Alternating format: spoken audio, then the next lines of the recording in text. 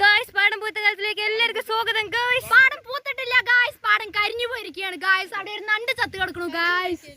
നമുക്കത് നോക്കാം ഗായ്സ്. എങ്ങനെയാ നോക്കൂ ഗായ്സ്, പാവം ഗായ്സ്. നമ്മുടെ